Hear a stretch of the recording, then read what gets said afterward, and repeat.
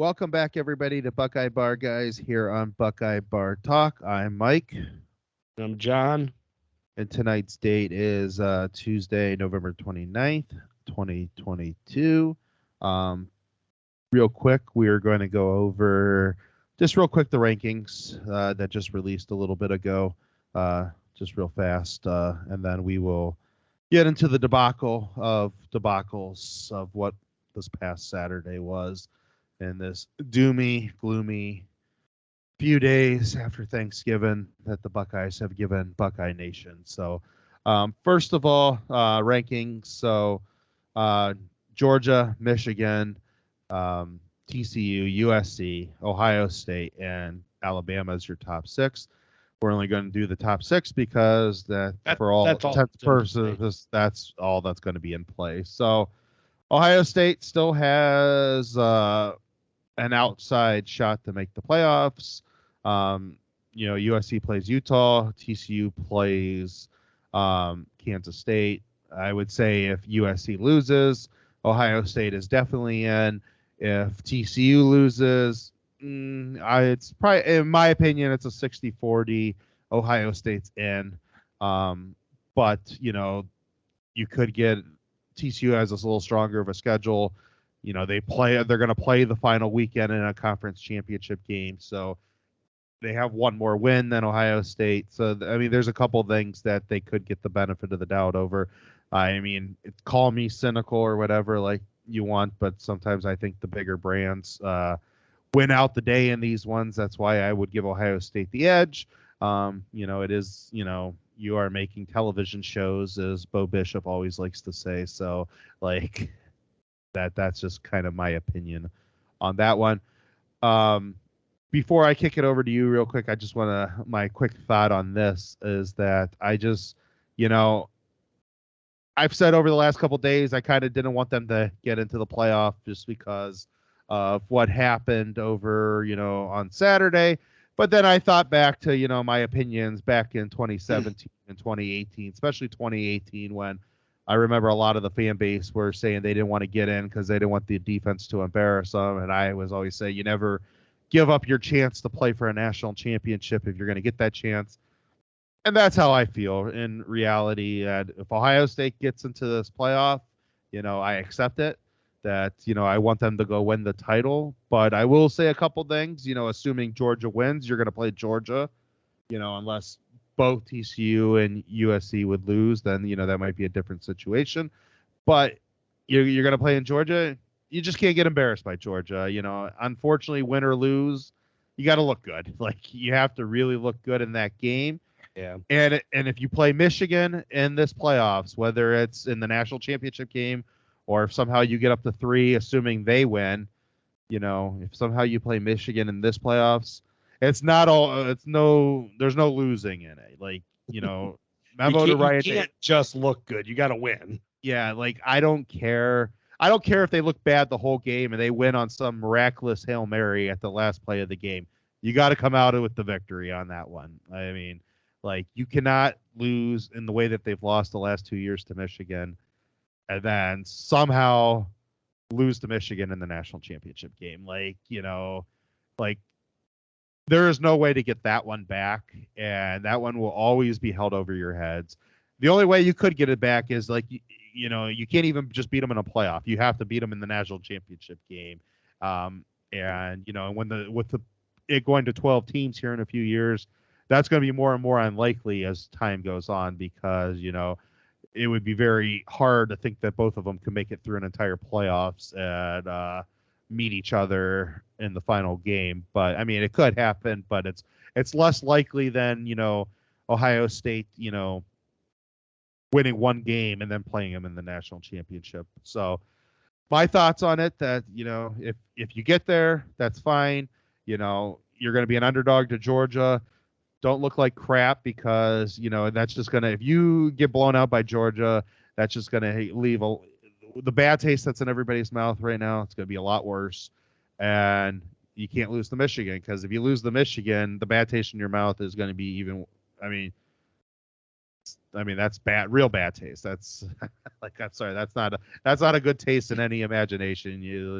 you just ate crap. So like, like, so yeah, my thoughts. Just you want to quickly give your thoughts about the chances of possibly being in the playoff, and obviously if they make the playoff, there will be a show next week.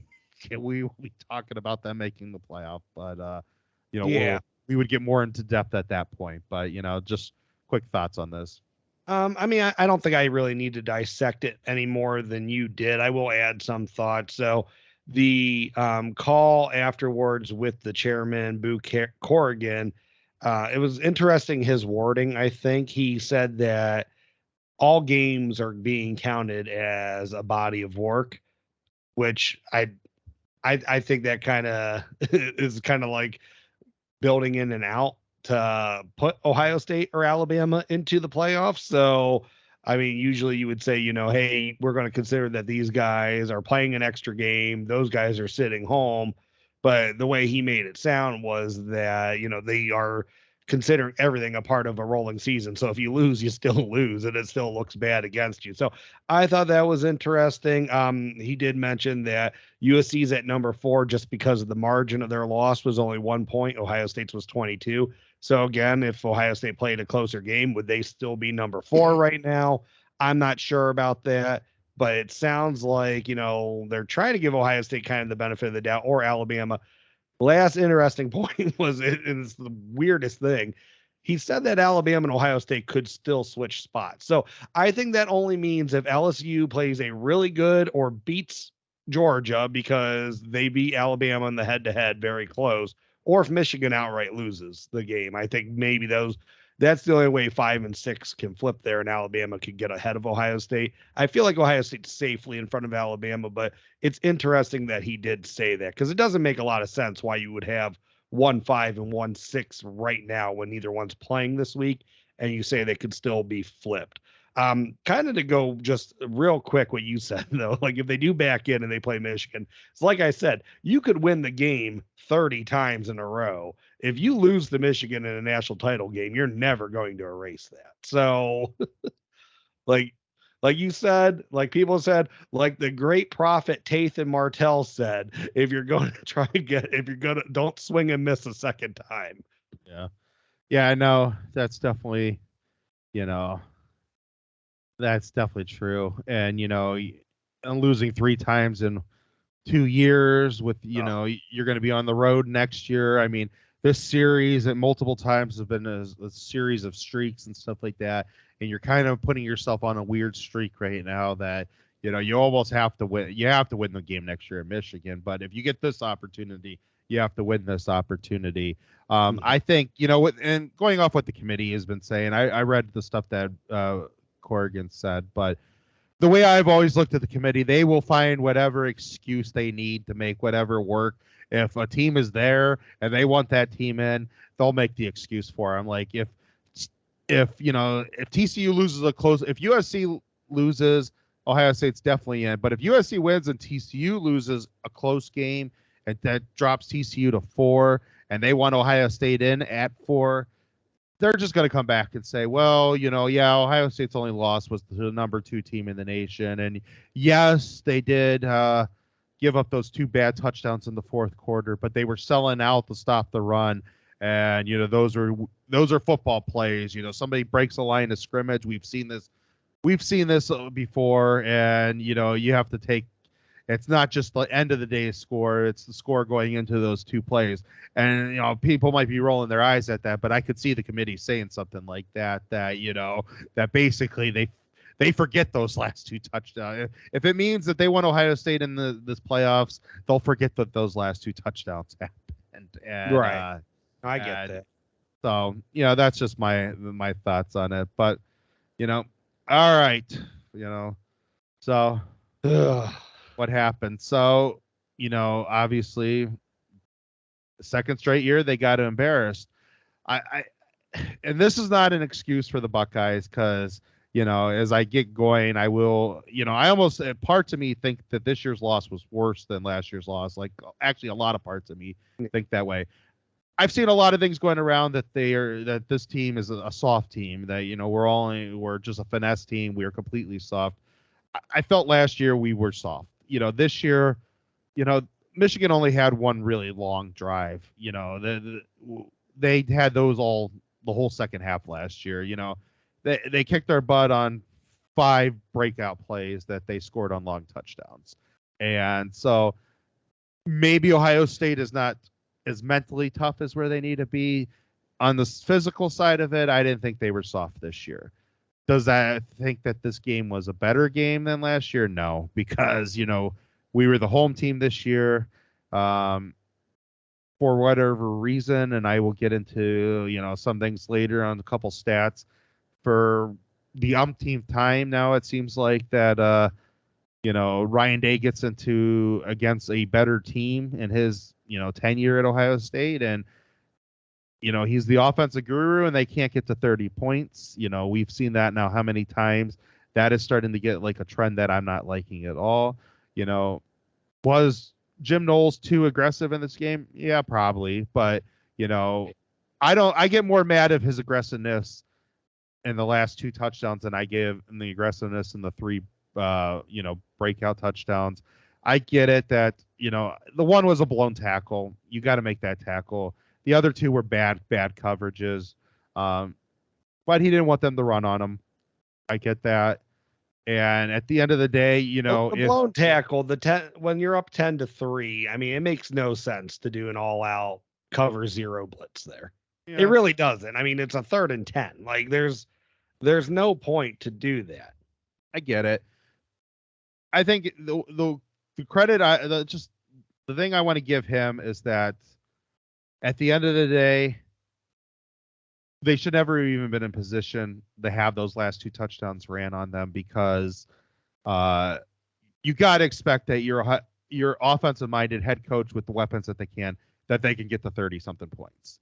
And that just changes the whole trajectory of the game. After that first series, they couldn't do anything in different parts of the game. They would do some stuff. Like they were Chip Trayanum was dominating this game. Like they forgot he existed, it seemed like, in the second half. Marvin Harrison, like, did they throw it to him they did throw it to him in the second half. Did they? I mean, I don't remember. It just seems like not many, but a couple. I think of that one, the drive that was 1st and 35 that, for whatever reason they did a short toss on the first play there. Yeah. I'm pretty sure they followed it. The second play up was a throw to Marv, I think. And I know, and G. Scott screwed him on that one. But they have plays in this playbook where you can get 10 to 15 yards on a pass play. You don't have to go try to get all 35 yards back at once, but they should have been, if they go 3 straight 10-yard pass plays, that puts them, at 4th and 5. If they go, that's where they were. Yeah. If they end up with maybe one of them as a 15-yard pass play, well, you just got the first down. So there are plays like that in the playbook. It's just, I don't know. It was just, the whole thing is, the first half was going on. I was not nervous going into this game. Like that was weird. I feel really good about this game. And then they go right down the field and score on them. And it just seemed like that there was a lot of things they did. Seemed like they did on the first series that they didn't do anymore for the rest of the game. Like they were mixing up a lot of different formations, and then they just kind of got stuck in the mud at different points. And it's like, this is just a game that they should have been able to get over 30 points, and they didn't. And when you keep a team like Michigan in it, and they start hitting those big plays, and and I think Knowles should have, after the broken tackle, it's one thing to go after a 0 blitz down 10-3, and I get your point. I like the aggressiveness though in that spot. He probably should have started backing off a little bit after that. It'd be like, you can give up one big touchdown, but try not to give up any more for the rest of the game. And that he was still too aggressive throughout. So I mean, a lot of blame to go around, but part of me, where last year I was really mad at the defense, this year it's like a lot of the offensive stuff has just really bothered me, to the point that I'm just like, like this should not have been. We should have had a much higher score than we ended up with this year, and especially after the first series went, and how a couple of the series were going. How many times is it was nothing to get to the 50 or to the 50, 40 yard line, and it's like, than the stuck in the mud. Bad penalties. I mean, and it was more bad penalties than just the G Sky. I mean, that was the one that you think of, but I mean, a couple getting false starts and a hold and this and that. Nope, had an unsportsmanlike. I think Javante John Baptiste had an unsportsmanlike. Yeah. Like it was an ugly game. Couple plays again, some drop passes in there that should not have been like, I mean, and it's a great play that the Michigan kid makes on Stover to knock the ball out in the end zone. But Yeah, for sure. But he's got to catch that. He's got his hands on. Yeah, he's got to hold his hands strong. He needs to start. It seemed like he held it out too far out in front of him too long. He needs to get that thing moving into his body a lot quicker. The one that he drops on the 4th down play, yeah, he had only one hand on it, but Stroud put that in the best position for him. When you go back and kind of look at it, at first I'm like, did Stroud put it a little too out far in front of him? No, he didn't. He put it in only the spot that he could catch it. Throw your second arm out there and catch the ball. Like, I know you want to do. Yeah, I mean, I did watch a breakdown where someone said Stroud could have thrown that more to the middle of the field and put a little bit more air under it. Still, though, you got your hand on it. I don't like the play call to begin with. I mean, it was open, so I think it was an effective play call. But at the same time, I think like someone pointed it out, and I looked at it. I'm pretty sure they don't have a single wide receiver on the field when they call that play. Like your best freaking part of your offense are the receivers that Brian Hartline gets you, and you're just being too cute on a 4th and 2, and you're taking them out. And I understand like your tendency has been all year that you run that ball. So Michigan's going to sell out to stop the run, which they did. So it was executed fine. Well, I'm sorry, it was called fine. Execution wasn't there though. I still think though, you don't need to get all like, sometimes I feel like Dave just thinks he's the smartest guy in the room, and I don't want to go after him too hard on that. But I just think right there, like, why do you take your receivers off the field? They're the best part of your offense. And then you think about like situations like that, when Urban Meyer is the head coach and Tom Herman's here and stuff like that, what do they do in that type of situation? They don't pack. Even he could be 4th and 1/3 and when he always has receivers on the field, and he always pushes them as far out as he can because that at least keeps the corners out of there.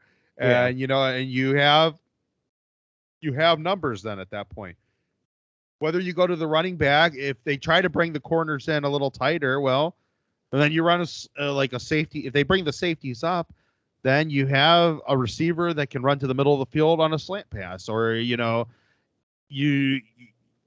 have the ability to run the ball. Some of the they were dominating this game running the ball, and like they went away. Like train him. I mean, he looked like he was untackleable at times, and like I just like. And I think the one thing about Ryan Day that sometimes frustrates me about him, I love the ability that he can kind of, throw a very multiple types of offenses at him. Urban Meyer was just different. He was like, if something was working for Meyer, he would run it 100 times in a row if he had to. And he didn't give a crap. And like, his thought process was like, just stop it. And like, kind of those runs with Chip Trainum, I would have given him the ball every time. Like, if he's going to be popping off between 5 and 8 yards a pop, and like, okay, like I'm going to get a first down every 2 plays. Let's go with it. And, you bring everybody up. I mean, it felt like they forgot about the run game. I think I got like another issue a day. I just don't feel like, excuse me. I don't feel like he always just has a good feel for the flow of the game. Like he does things at work and then he immediately goes away from him. Like what you're kind of saying, Urban Meyer will say, hey, if I can run, if I run this off tackle for 6 yards a carry, I'm going to run it until you show me consistently that you can stop it. Then I'll go to plan B. Then I'll go to plan C. But he's going to say, but you're going to have to stop what I'm doing best right now before I'm going to do something else. Yeah. And it's just like, it's scattered brain sometimes with our play calling that is just like, people say that Ryan Day's too pass happy. I've always thought that Ryan Day, at least not always, sorry. The last 2 years, I have felt Ryan Day has been obsessed with trying to achieve some sort of play calling balance between running the ball and passing the ball to a fault that it doesn't make sense that when you're doing something well, you don't need to go away from it. Like, I understand you're trying to keep the defense off, on their toes, whatever, but you don't need to just trick them. You could just be better than them. Ohio State is better than a lot of teams. Like, teams can know Ohio State's going to throw the ball. You got enough crap going on. You got enough good receivers that one of them is going to get open. I mean, and I think we get caught in this place that, where there are too many passes downfield, where there are too many close passes, where there are too many tosses, where there are too many inside runs. I don't know. I mean, it seems, and that's what I'm saying. Like, we all can chirp on like, oh, he's doing too much of one thing. In reality, it's just like maybe he's doing too much of everything. Like, just find what works and go with it. Like, I think literally, because they kind of go in the first half after the first series, they kind of go away from they did have a little bit of tempo in there, but they kind of go away from the tempo that they used on the first series. Like, he could have literally used that script that he had for the first series. Well, don't they use tempo on that 3rd and 3 toss to Chip that was horribly blocked? And yeah, maybe I don't. He gets tripped up. Yeah, but I mean, they were using tempo after every play on that opening series. It felt like, and I could be wrong about that. I haven't rewatched the game. I think typically you get a first down and then you can go tempo after that. So yeah, they might have. Like, and I just feel like that he could have used that whole script, just went tempo, and Michigan wasn't ready to adjust to it yet. They were moving the ball. Just go that whole first script and just run it over for the whole first half, and then throw it away for the second half if you think Michigan's going to be ready for it. But if they would have just did that, they're probably up 28-10 at halftime. Like, I mean, so here, first half, here's the two takeaways really from the first half for me. You should have absolutely been able to put them away. You were the better team out there. You didn't. But they only scored on two not fluky, but let's face it. I mean, 2 broken plays that were huge gains. One, like we said, was that cover 0 blitz that Cam Brown missed the tackle, not going after the kid. You got to be able to make the tackle, get him out of bounds. Jack Sawyer did not give the he didn't give the best effort to get over there on that play until the guy caught it and he broke free of Cam. Then Jack started sprinting, but it was kind of too late then. Again, not trying to go after kid. The other one, I mean, I felt like the defense kind of called the right play there. Maybe JJ had too much time to throw the ball. It was just an arm punt, but I mean, who was the corner? Burke. It seemed like he gave Johnson to the safety, which I thought he was supposed to, but then Cam Martinez got put in a blender, and yeah, and that's enough. Like, Cam Martinez hardly has played this year. Like, why is he out there for that play? Yeah. I mean, Cam, and I'm not trying to be a jerk about it. It's just like, there was a lot of things. And my fear of this episode was we were going to leave with more questions than answers. And I think we're going to do that. Yeah. I mean, Burke made the right call on that one. They had a guy coming to his outside. I mean, he has to take the outside guy, because if he goes to the inside with, is it Cornelius Johnson? Is that his name? I can't remember. Yeah, Cornelius Johnson. If he goes to the inside with Johnson, there's no way Martinez gets to the outside to be able to cover, that the player that was moving. I can't remember if it was another receiver or if it was a running back coming out of the backfield. There's no way he gets to the outside to cover that guy.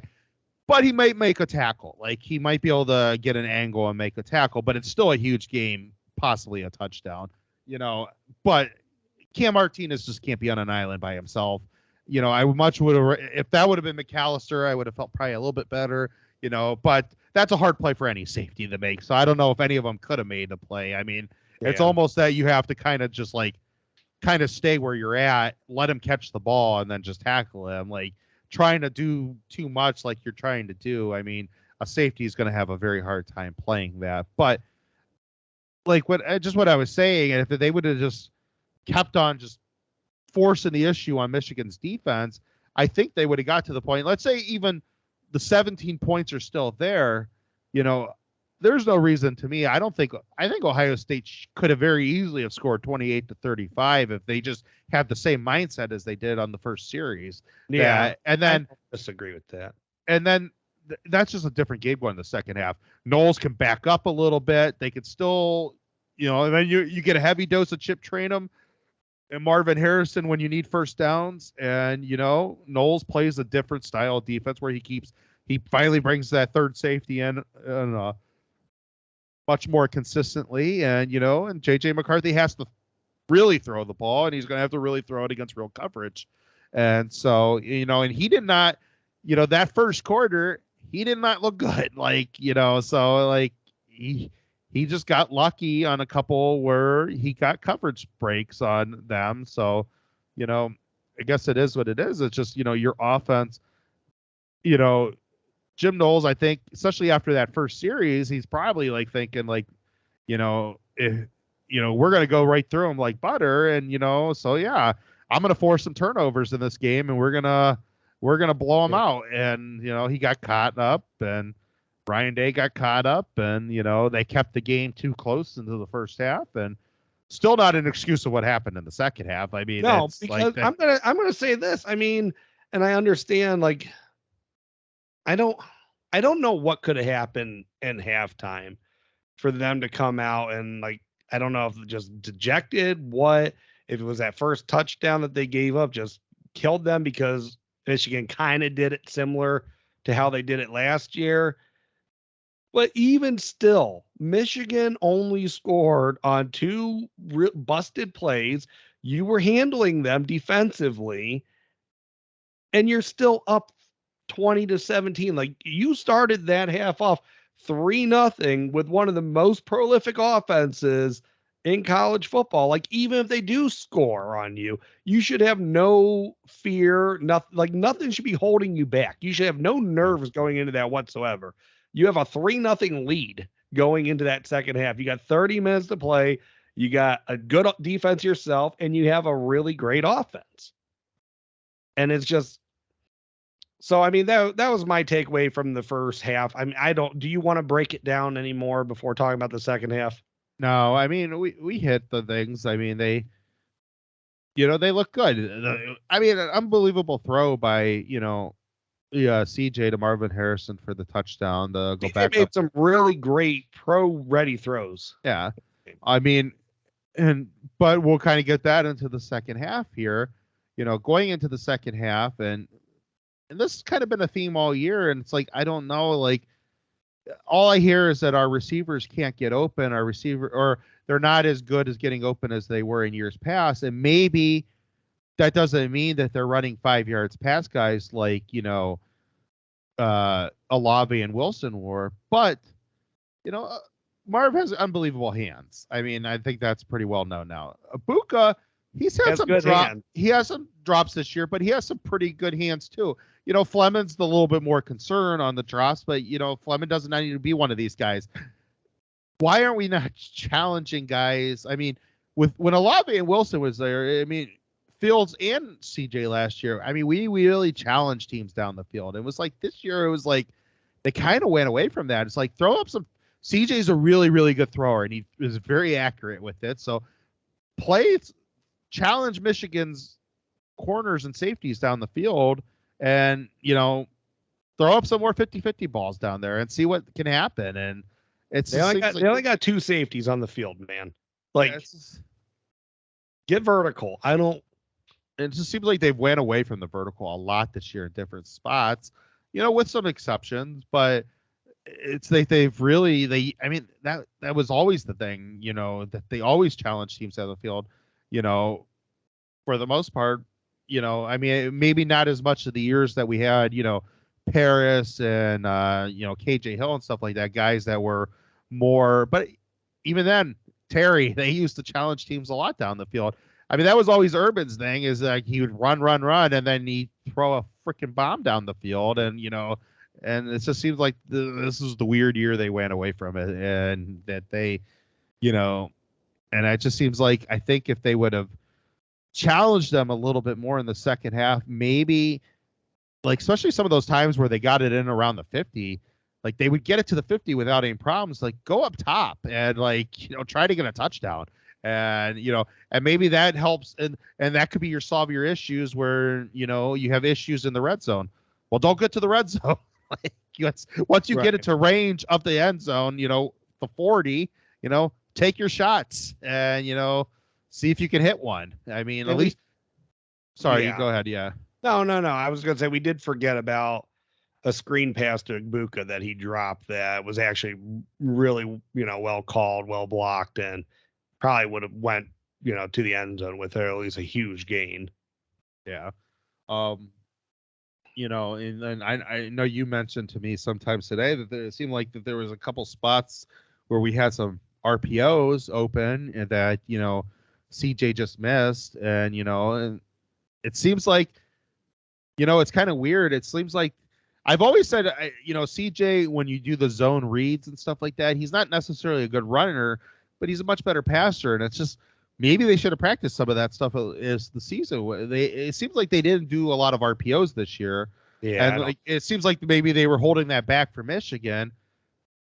And and I kind of like, and maybe like I kind of said, last the last show that, well, we've ran a lot of different formations, so they should be able to hold different plays back. But maybe in situations like that, if you're going to run RPOs, that is something you probably have to keep.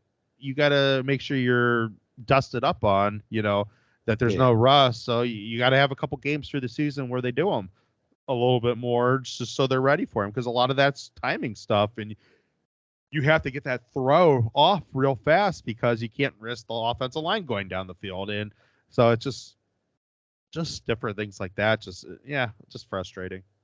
I mean, so we talked about the Igbuka play. On one of them, I don't even remember which punt it was, to be honest with you. I think it was the one that was like 4th and 3 from the 49-yard line or something. I guess it was actually supposed to be a fake punt. Was blocked well. Michigan wasn't expecting it, but of course, Ohio State snapped it to the punter. Yeah, they didn't snap it to the up man, Mitch Rossi, that was supposed to get it. So, I mean, that excuse me. I was mad Ryan Day didn't go for it there. So that actually could have been something that could have got things going a little bit for them. Yeah. I don't know.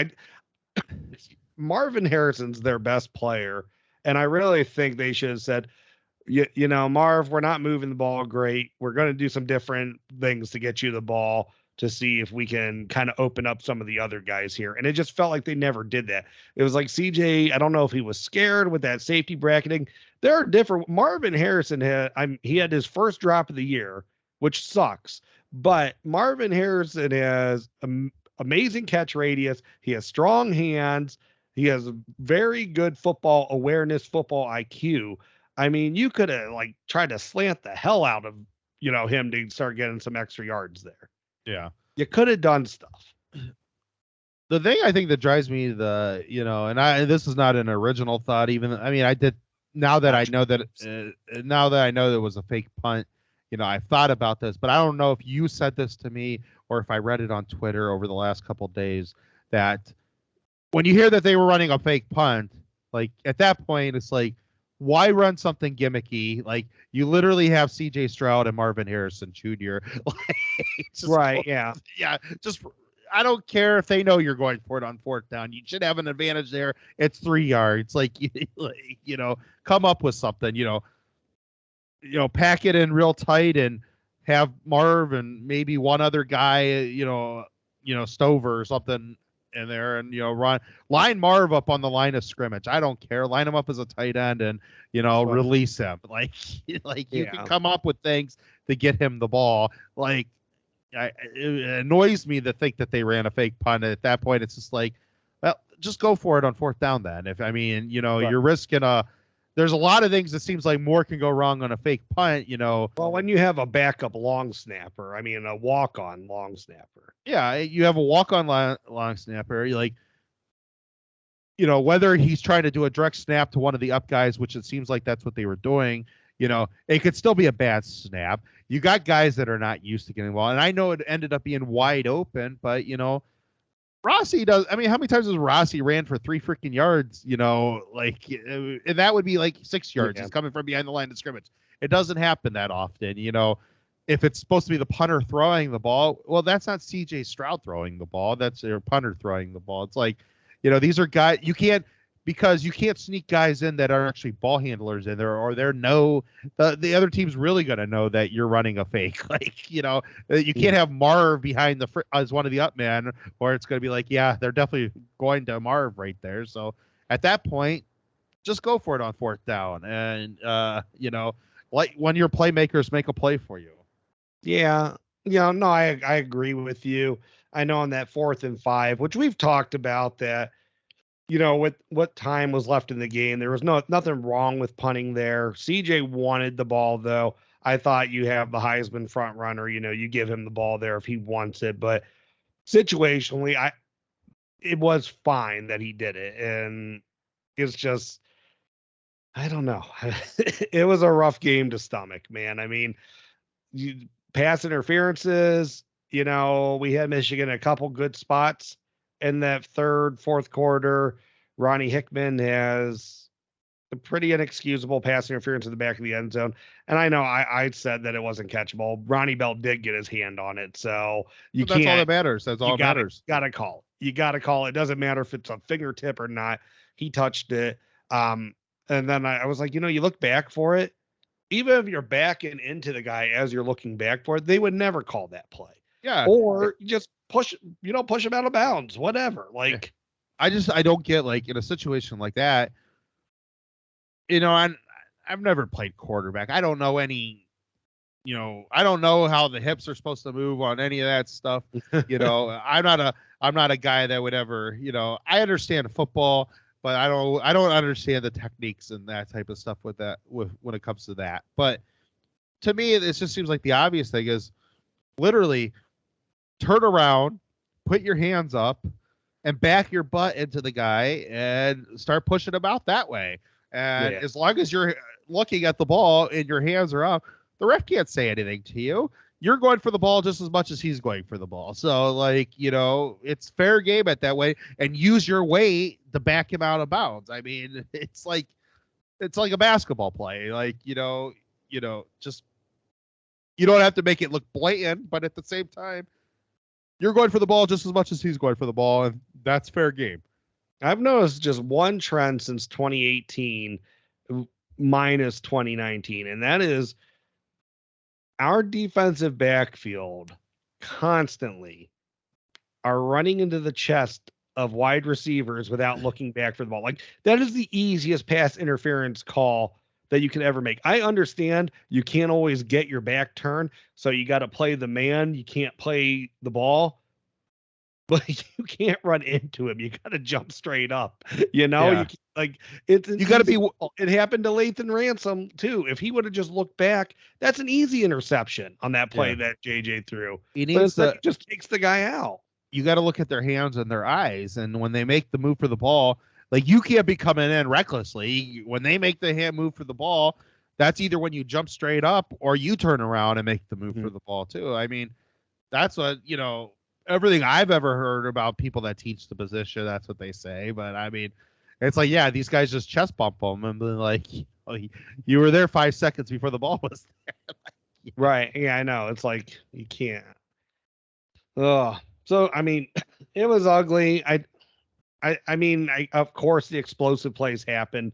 So you can't say, well, if 5 plays didn't happen, it's a totally different game. Like, the 5 plays did happen and they went for long touchdowns. Yeah. So you can't say that. That's a cop out. But if you did take away those 2 Edwards runs, I mean, they averaged something like 2.5 yards per carry or something. So yeah, Ohio State did do very good against the run, but you had to come into it a little bit more balanced than that. I get the whole make JJ throw to beat you, but I think what would have been better would have been mixing up different looks and backing out of those blitzes every now and then. So JJ would have had to hold the ball for a second longer, because what he saw pre-snap wasn't there post-snap. And this is creativity that Knowles has been doing his whole life, this whole year. And it just was missing this game. And I don't know, like, I've heard some people say that they felt like that was in reaction to Ryan Day being ultra conservative, that Knowles felt a lot of pressure. He had to go get the ball back, which could be true. But ultra conservative offense that isn't scoring, an ultra aggressive defense that's willing to give up big touchdowns for the risk reward, they don't mesh together. Like you came in with just a really bad game plan all around. Yeah. And I take nothing away from Michigan. Michigan is a really, really good team. So I know I said like Ohio State should have put them away in the first half. They should have. End of the day, Michigan was better coached. They played better. They were more disciplined, and they had the players to beat them. I feel like sometimes as Ohio State fans, we are in this place where we don't want to give them any credit for being a good team. They're not the same as Wisconsin's and Iowa's, that they don't have athletes, that they're well coached. They have tough, stingy defense, whatever. No, these guys have guys that can take it to the house on you. Like you got to be able to have an actual game plan to go against them. Yeah. So, and I do want to hit here in a couple minutes. I want us to hit into kind of like going forward, because I do want to talk about some of that stuff with Michigan, the better coaching, they have good players and stuff like that. One last point, and I saw this the other day, somebody posted this, and so, this is Ohio State's points that they've scored, against big time teams that they played. Now, this year's Northwestern team was left off of that. I think the reason why it was left off, they sucked, and it was just that one literally was, you do have to chalk up a lot to the weather in that game. Sure. Because you were literally playing in a hurricane. 2019, we only scored 23 points against Clemson. 2020, 24 points against Bama, 22 points against Northwestern. 21, 28 points against Oregon, 26 points against Penn State, 26 points against Nebraska, 27 points against Michigan, 21 points against Notre Dame, 23 points against Michigan. So, and I will give some, like the Clemson game, I'm okay with them not getting to, because Clemson didn't get the 30 points neither. So, like, obviously Northwestern, Penn State, Nebraska, Notre Dame, we win all those games, but there's spots in those games where it seems like we should have scored more than 30 points. The Alabama one, I will chalk that up. Everybody knows that's the COVID season, and that was weird. Northwestern, though, you're is like 14 at a point in that game. Like, yeah, you could have kept that game more competitive. The Northwestern game that year, though, it was like Ryan Day was doing everything he could not to realize that Sermon was having a great game, and it was like they were going to let you run at 20 yards a clip. Like, and literally, nope, we're going to throw it. If he just ran the ball with Sermon, they easily get over 30 points, and God only knows for what, like 500 yards in that game, 600 yards maybe. Like, I mean, I don't know. It's like they were okay letting Sermon do whatever the hell he wanted, and obviously the last two Michigan years, so you're supposed to have one of the best offensive-minded coaches in college football. College football has obviously, a lot has switched, and it's a lot like the pros. There's been a lot of rule changes. There's been a lot of different things that hurt defenses over offenses. Offenses are more dynamic, and defenses can't be as aggressive and downright dirty as they used to be able to be in the past. You can't be going head hunting anymore in football. I don't get how he can't get to 30 points on some of these teams. And, and that's kind of just really starting to befuddle me, because like in a lot of these games, it's like when I really go back and think of it, that Penn State Nebraska game from last year, they probably should have been in the 40 points. Like they were easily moving the ball on both of them in spots.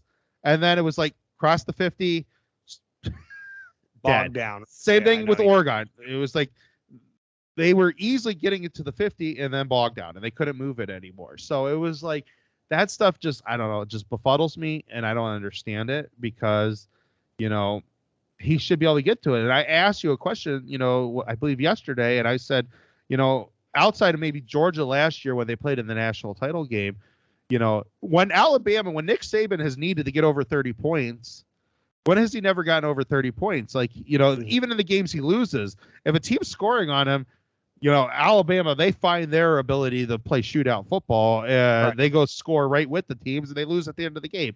And if they're like 40 to 37s or whatever, or 54s, the 49, whatever the hell the Tennessee game was this year, it's just really, really weird to me that they just, on some of these teams, I'm not saying on all these teams, some of them I will give credit to that they couldn't get there, but like to me, like no reason we shouldn't score plus 30 against Northwestern. Oregon, Penn State, Nebraska, both times against Michigan, we should have been up over 30. Notre Dame was the first game of the year this year. You lose JSN, they kind of get maybe I'll give them a little bit on that one.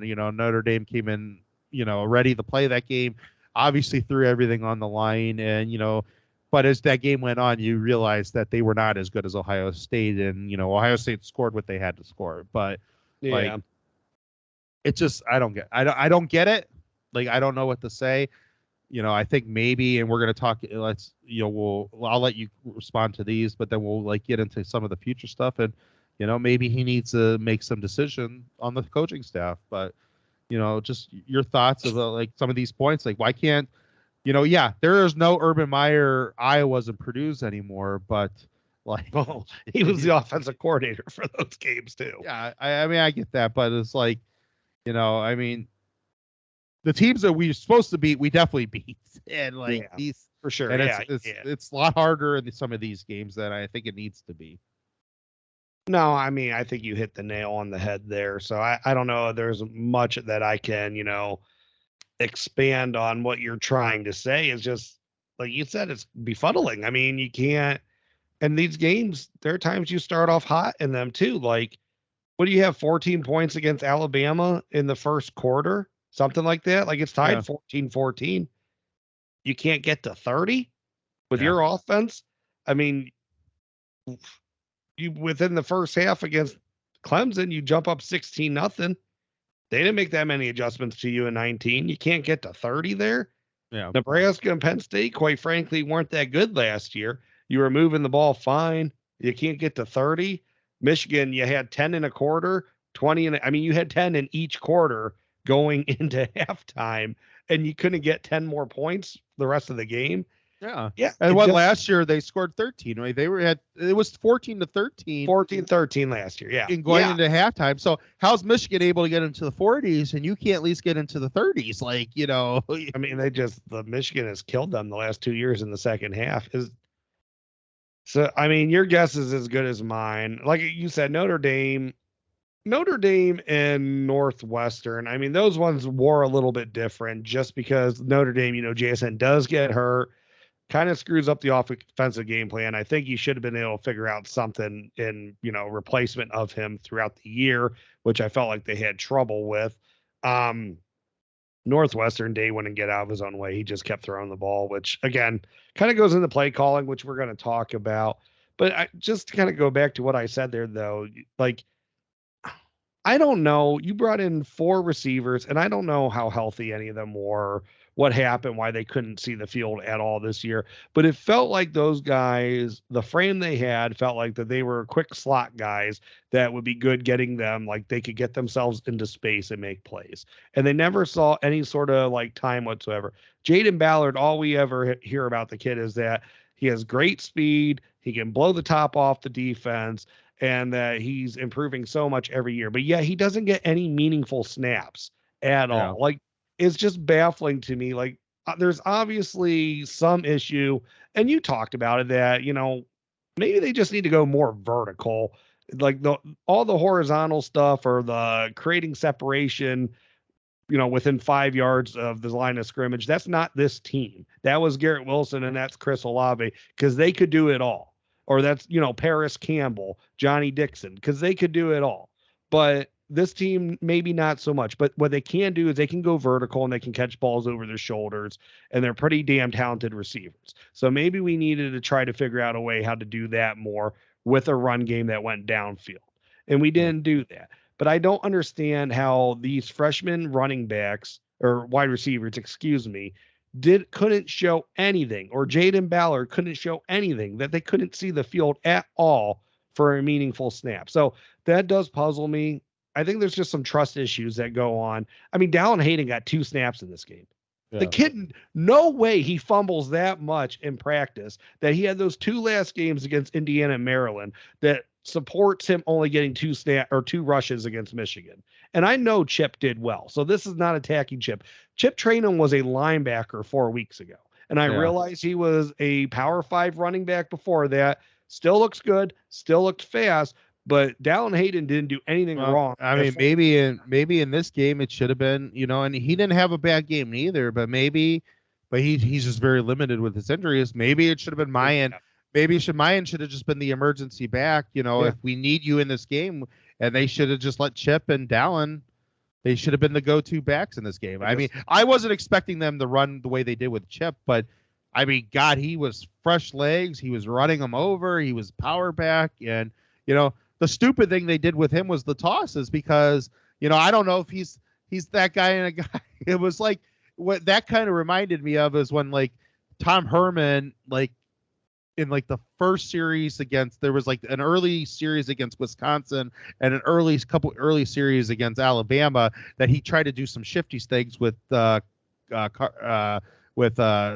shot with 12 gauge and then Cardell, and then it was like realized, oh yeah, this is not JT Barrett. That just went right, got out of that real quick, and it's like we're getting you upfield as quick as possible. And I don't know, it was I thought Dallin earned a little bit more playing time than what we saw on Saturday. So I don't know. I mean, all right, so a lot of roster management and a lot of play calling just baffled me. That's all. And with well, we've talked about this. So you want to, I mean, I know. Do you want to start? Abuka, just real quick. Abuka, he's shown some stuff. He could do some of that JSN stuff. He might be a poor man's JSN, but he could do some of this stuff. Xavier Johnson also showed some of that stuff this year, that they could do some of that, horizontal, different things. That is where you put Jaden Ballard in the game. You let him go run down the field, and you let those guys kind of play the slots a little bit. They don't always have to play slots. Abuka can also play on the outsides when Jalen's not in or whatever, Jaden. And so, that's some of my points just going off what you said. Real quickly, got two last things I want to cover. First, just Michigan game going forward, and then Day's coaching staff going forward. So Michigan, I've always said, I heard this from Bobby Carpenter a few years ago, there's 4 things that go into this rivalry. There's recruiting, there's coaching, there's development, and then there's just wanting to have it more. Ohio State's always been in front of them over the last 2 decades in recruiting. Michigan's closed that gap some, more than probably some. They've closed the gap. The coaching thing, Ohio State, after Lloyd Carr started going down and they, hired Rodriguez and whatever, that was, the coaching really started to separate themselves. The development, especially since Urban got there, they have been really out developing Michigan. You see it in the draft, almost every year. And then I've always joked around, Michigan has now basically won a game in 2 decades. And it always seemed like Ohio State was the hungrier team going in there, which I never understood. Like, why is Ohio State playing like they have not won a game in 2 decades? Like, they want to win this thing. But now, so in my opinion, and Bobby always said, Ohio State's basically been better than them in all 4 of those categories for the last 2 decades. And, maybe one year, maybe Michigan's a little bit better in one of them than the other ones, but still the advantage is heavily on Ohio State. Here's what I'll say now. I think that we're still better than them in recruiting. Again, it's a lot closer than it used to be. I think they've tied us basically in development and in coaching, and I think the want of the game is now in their favor. It seems like they're just hungrier for it. So it's like they're beating us in there. We're beating them in recruiting, and those 2 middle things are just their ties, their pushes right now. So, like, Ohio State is and Michigan is in the momentum probably in those 2 middle things that they could pass Ohio State with another win. It's like, they're starting to catch up with them in a lot of ways. So, Ohio State needs to shut that door because, like you said, this has been a series of streaks. Michigan was very early. Everybody, when they think about Woody, everybody thinks about the 10-year war that he was, he was 4-5 against Michigan. In reality, he was 15-9 against Michigan throughout his entire tenure or whatever it was, 16-9, 15-9, I don't remember. But, then you had the Cooper years where the streak was on their side. You've had the last 2 decades where it's been us. Like, whether it's in this playoff and or next year, that door needs to shut now, because if you get another loss now in the category, it's going to start seem like it could start piling up on you very fast. Well, I mean, I agree with you. I don't think they're that much hungrier than our guys after last year, but I think the coaching took a big swing. Jim Harbaugh got the biggest monkey off his back by beating Ohio State last year. And he finally beat all Penn State, Michigan State, and Ohio State in one season this year. That guy, he's just playing with house money now. He's not a care in the world. His job's safe. If he ever wants to jump to the NFL, he'll do it. Michigan will take him back in a heartbeat if the NFL says no to him again, because they can't get any better than him, which is fine. They can't.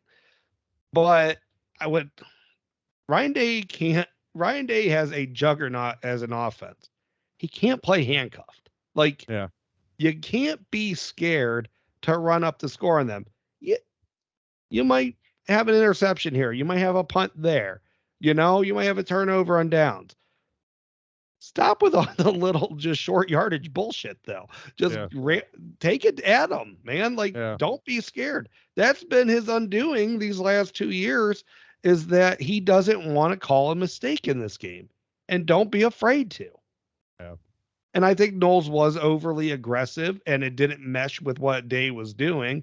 So you guys got to come up with a game plan together, because if you're not willing to score on every drive, Jim Knowles can't be willing to give up a touchdown on every drive. Like it doesn't add up together. I mean, those Donovan Edwards ones, the game felt over probably to you and me watching it, but we even said, like, we've seen Ohio State come back before. I saw those 2 Penn State games. Like, nothing's out of the realm of possibility. You just got to get the ball back. You're down 8. You're down 8. And I think he felt so much pressure on that 75-yard touchdown that he had to keep them behind the sticks on that first run, because if he let them get 4 yards, that gives them their entire playbook to pick up 6 yards. So you get them behind, you get them to second 10, second 11, they can't run it a second play in a row if they are trying to pick up a first down there. So in theory, I think it wasn't a bad idea by Knowles, but your guys got to get there. But that was the straw that broke the camel's back. There is no more game after that 75-yarder, and then the 85-yard on top of that afterwards. Yeah. And obviously, and then we've seen a couple of the things that, like, Ross Fulton and Bill Rabinowitz has posted and stuff like that. If you're going to do it, they had the guys there to make the tackles. But a couple guys picked wrong gaps and stuff like that. You got to go into your guys got to know what to do. If that's going to be, if you're resting the whole game on that then they have to pick the right gaps and shut him down at the line of scrimmage. Well, that's like, they got to know where they're going. And I don't want to get into too much of, like, go down too many rabbit holes, get off topic too much. I have felt the last 2 years that Ohio State, last 3 years really, like, they don't have a dude on defense. And I thought they started to get them this year. Like, JT came out, he had that breakout game against Penn State. Tommy's been all over the field. Felt like Latham was all over the field at times. So it felt like you finally had one on each level of the defense, but they didn't show up in this game. Yeah. Yeah. No, I agree. All right. Let's hit on just the coaching stuff real quick.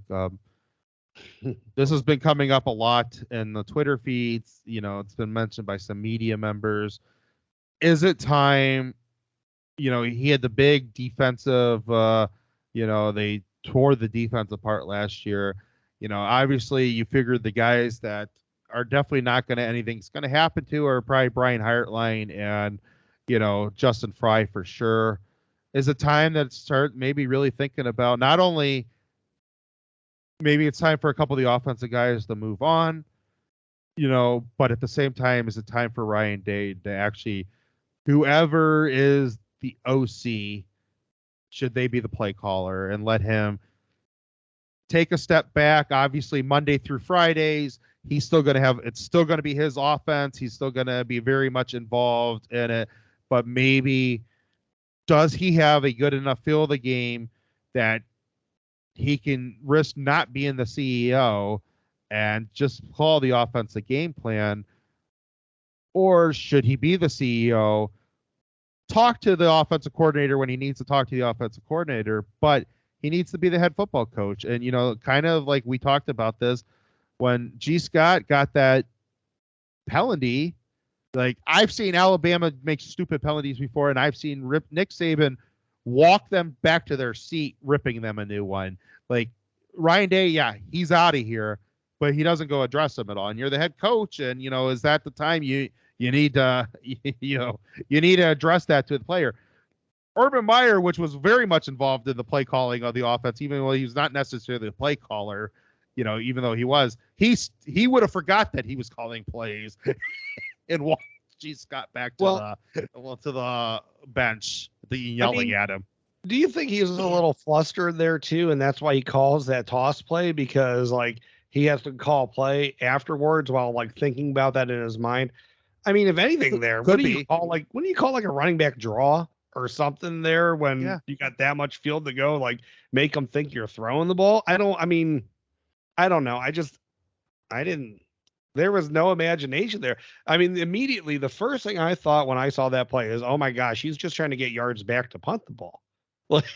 And then he actually, he had 2 successful passes in a row right after that. But that's immediately what I thought. I'm like, he's just trying to get them like flip the field a little bit more. Oh, that's what I thought too. When he made it's like, okay, they're just trying to get back into a respectable so he can at least pin them. But then it's kind of weird in a game like that it's like on first down, you're like, why are we playing for a punt right here? Yeah. It's like, and then after those 2 good throws, it was like, and I said it there when it happened, I was okay with the punt because at that point we do need to play field position.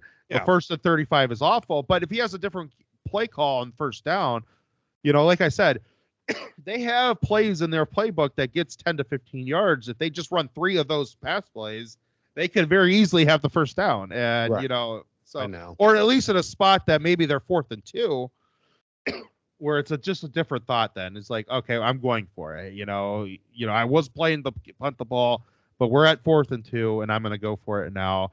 And so, yeah. And I'm really leaning right now that I think that, I'm going to say this, and I've said this a gazillion times.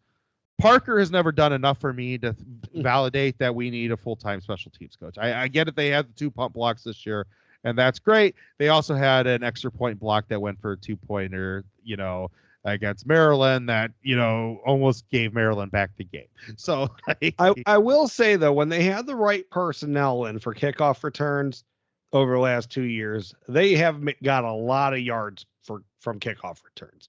Egbuka almost broke several last year. Xavier Johnson did a really nice job when he finally got the chance this year. And I agree with that. But I don't see where a part-time... None went back to the house, though. I don't understand where a part-time special teams coach... I mean, you only run special teams so much, and they're not running it half of the practice. Like, you can give Perry Eliano the special teams duties and even keep Parker on staff to help Perry Eliano with special teams. They need another defensive coach. For whatever reason, it'll kind of help free up Knowles a little bit more, I think. But even as the backup LJ to be eventually you're taking over for LJ as the defensive line coach. They need another full-time, special teams coach. Next point of contention. The quarterbacks come to Ohio State because of Ryan Day, not because of Corey Dennis. I'm not saying he's not a good recruiter. I know he does mix it up in recruiting, but Ryan Day has to spend a lot of time with his quarterbacks throughout the week. And he's almost like the de facto play caller. He's the head coach, the play caller, and the de facto quarterback coach. Right. So I think he needs to find a quarterback coach that is going to be the quarterback coach that is basically 90% of the time during quarterback portion of the practice, they are with them, and Ryan Day is off doing other things. So that's the next point. Next thing, whether it's Kevin Wilson or not Kevin Wilson, you bring in another guy. he needs to hand over play calling duties. Well, that's what I said. If Corey Dennis can call your offense, I don't think he can. But if Corey Dennis can call your offense, make him a play caller. But he has to do something more for me to be, for me to think that he should be there. I'm not trying to attack the guy's job. It's not like our quarterback production has been great since he's been that quarterback coach, because it has. But like you said it, and we know it. Like Ryan Day is the reason those quarterbacks come there. Ryan Day is the one that's spending time with them. Ryan Day is the one calling the plays. Like Ryan Day needs to be. He has to be able to take himself a little bit away from this to be able to see the game, I think, a little bit better on the sidelines when he's doing it. And maybe he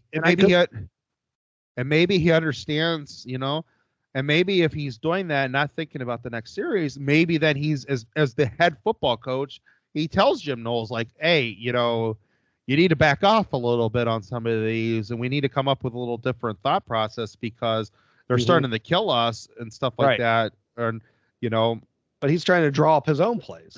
Like,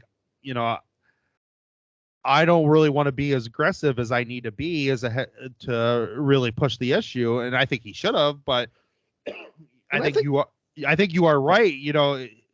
Knowles' defensive game plan wasn't matching Ryan Day's offensive game plan. To the point is, if you're not really pushing the issue on offense, it'd be one thing. Michigan gets a touchdown. Well, they got to go score 2. Yeah, I don't know. I could be wrong. Maybe saying Dennis needs to go if he doesn't do more is a little extreme. But I think the minimum, Kevin Wilson to me, he is a brilliant offensive football mind. And I think you should at least give him 1 year as your primary play caller. And then maybe from there you can move on, see what else you have. So maybe you don't need to make a wholesale change and get a new quarterback coach in there. Maybe Corey does do a lot with these guys, or maybe Ryan says, hey, you need to do more with these guys for a year. But I think you gotta start with play call. You got to make some sort of change there, who your primary play caller is. Ryan can have veto power. And, maybe he'll use it too much and maybe it'll be to a detriment, but you at least can give someone else a chance to be up in the booth, looking down on the field, and that they can see what's going on and they can call plays to what the flow of the game is. Yeah, no, I agree. And, the thing was, if you give it to Kevin Wilson, it's still Ryan Day's offense. Like Monday through Friday, they're setting this up together. It's his offense. It's just somebody else calling it, the plays of it. Because, when you're thinking about, you're on, 3rd and 6, there's a lot of things you're thinking about. You're thinking about, where are we at in the field? Are we up? Are we down? Like, do we have injuries right now that's going to affect the play call? Like, there's a lot of things he needs to be thinking about as a head football coach that, the play caller, he could say up to Kevin Wilson, yeah, it's 3rd and 6 here. We're not, we're at the 50, but we're not going for it on 4th down because we're up 2 touchdowns. So I'm not going to worry about it. This is not 4 down situation. So find me a play that can get us the 1st down. If we don't get it, we'll punt it. But in other situations, it might be, we need the 1st down, but, we also need to be open to, if we don't get it here on 3rd down, we need to get it on 4th down because we're down 10. And we need to push the issue here because, Mirko, as he's not, once he gets to the 40-yard line, he's 50% more likely to put it into the end zone. So I can't risk a touchback here. So let's just go for the 1st down. And that's different things that you're thinking outside the box as a head coach that you're not necessarily thinking about as the play caller, that I'm just trying to get 1st downs and, and trying to find the right plays and stuff like that. So, yeah, I think it's time that he really considers that. And it's nothing bad against him. Being your own play caller as the head coach, it's just, it never works to the point that people thinks it works. Like, there's only been a few people that have really did it. I've always felt like it hurt Lincoln Riley at Oklahoma, and it's hurt a lot of offensive-minded head coaches that I think you need that other guy in there that's calling plays. The one thing about Lincoln that I think it helps him, I don't think he even let situation play into it. Lincoln just says, I know my offense. I know what works. This is what we're going to do every single play of the game. He doesn't try to do like, be the smartest guy on the field. Kind of like what I feel like Day does sometimes, where Day is kind of like maybe his own process to how the flow of the game's going, what he needs to do gets in the way of his play calling. Lincoln's just kind of like, this is what I do. This is what we're doing. And he hasn't won anything. I mean, so it's not like you can look back and say Lincoln's won national titles. Lincoln hasn't won national titles. But the fact is, since, the college football playoff has started, there hasn't been a single head coach that has won a national title and they were calling their own plays. Yeah. And I know like Austin Ward brought this up. Like he doesn't, was Nick Saban and Kirby Smart, were they calling plays defensively? It's a little different, but maybe, we don't know how involved they were with the defensive game plan. I mean, Nick might have been saying some stuff in his head, but I clearly remember that Kirby was calling the actual defense. Yes, I'm not saying that Nick Saban was giving him maybe pointers and different things like, in the headsets and stuff like that. But, Kirby was definitely calling the defense. I think Lanning was calling his defense, last year for Kirby too. So, yeah, I mean, I don't know. I don't think it's a bad idea. I think it takes some pride. You gotta, it is a shot to your pride that you can't get it done as a play caller when you're an offensive genius, but that's okay. Like someone else can be in the booth, they can see the whole field, and they can just call based off of what the other what the defense is giving them. Yeah. Just going off of this just real quick, and this will definitely be our last thing because we need to get going. Yeah, we're over an hour here. So, just thinking about when you say, Ryan Day about being the smartest man in the room, and I have been thinking a lot about that the last couple of days. There's this quote, and remember the Titans when he brings the veer offense to, that's, Coach Boone's plays, the veer offense. It's a very thin playbook, and he's like, it's just like Novocaine, it works every time, or however he puts it. But thinking about between Ryan Day and Urban Meyer, and obviously Urban was always a better coach when he had running quarterbacks and stuff like that. We remember the Dwayne years, but Urban never really, and some people made fun of Urban for this, like I remember when Ryan Day got the job, I remember some of the media members saying, well, it's going to be nice. Urban never really schemed to try to take defense's weaknesses and use it against them like Ryan Day will.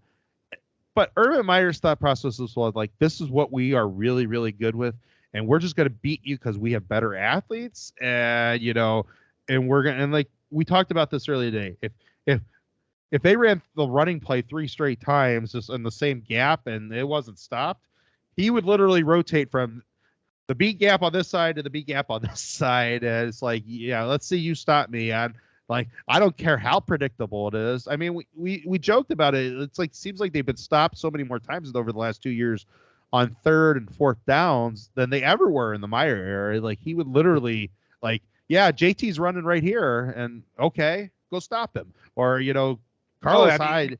You could draw them a treasure map to where JT was going to run to, and he would still get there. I'm lining JT up as the pistol quarterback, and then the pistol, and I'm putting Zeke right behind him, and he's either going to hand it this way or he's going to hand it this way, but they're going to get a first down. And I said that on Twitter today, and someone actually commented that they're like, in the national title game, they ran one play over and over again. Yeah. And Zeke ran all over Oregon with it. Yeah. And then they mixed it up a little bit in the second half. They added the counter to it. It was like they took the exact same play, they just did it, and then they went counter. And they were doing traps on both of them. They were trapping the guys left and right. And yeah, that's literally what they did. And they didn't give a crap, and they won football games with it. And so sometimes I think that he does kind of outthink himself. And it's like, when you see Chip Trayanum just running the ball at will, keep handing the ball to him. Keep running the ball, right? I know. I mean, you're going to average first downs. Just let the guy do his thing, Yeah. So that's just sometimes that maybe he needs to, either A, get a play caller, or B, simplify maybe a few things, or C, maybe do all of it. Get a new play caller and simplify things, and just work on what you're going to become really good in something.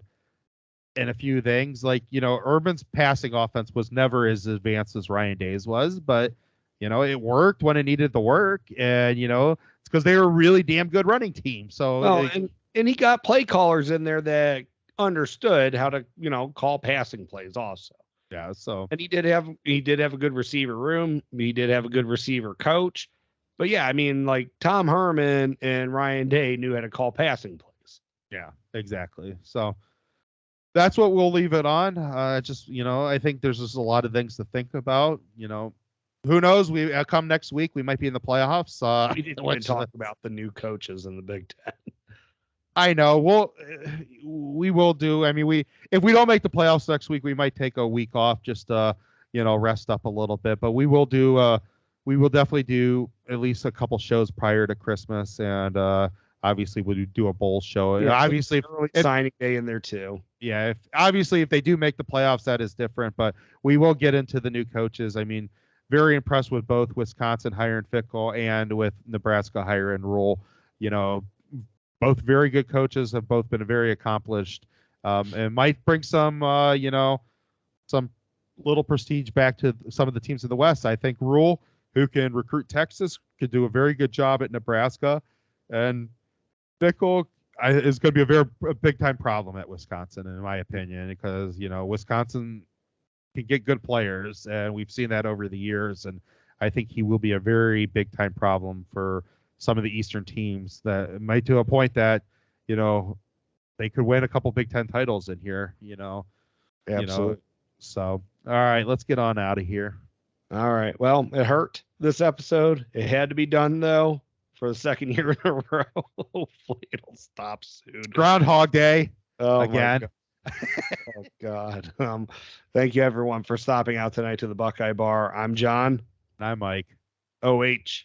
IO.